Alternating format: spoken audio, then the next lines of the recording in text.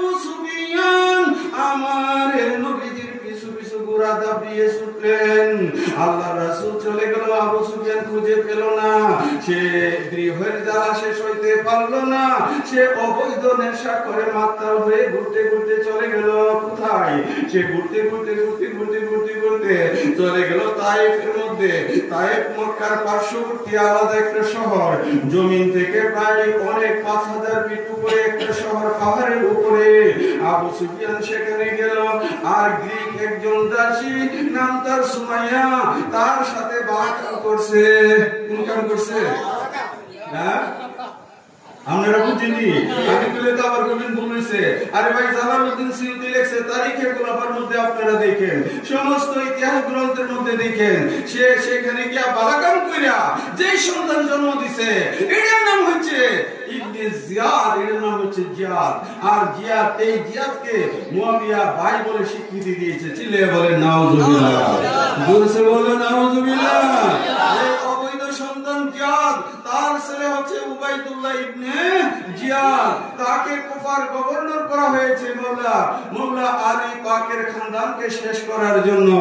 এ আশিকে রাসূল ভাইরা, ইবনে জিয়াদ তিনি হযরতে হুরকে নির্দেশ দিলেন, প্রথমে 4000 সৈন্য নিয়ে ফোরাত নদীর তীরে তারা অবস্থান করলো। পরবর্তীতে আরো সৈন্য এসে তাদের সৈন্য সংখ্যা দাঁড়াইল 22000।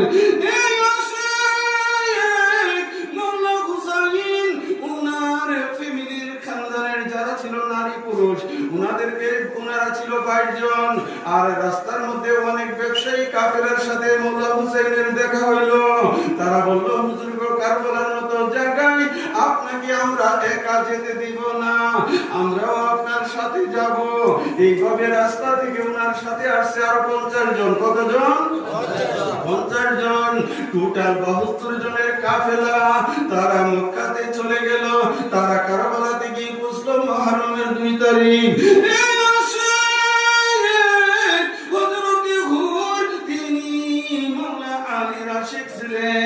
সুতরাং তিনি পাঞ্জাতনের ভক্ত ছিলেন। তিনি ইমাম হুসাইনের নুরানি কদমে ভক্তি চুম্বন করে বললেন, হুজুর,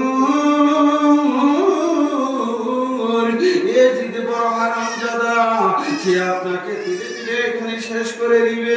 হুজুর গো, মেহেরবানি করে আপনি কারবালা ছেড়ে চলে যান।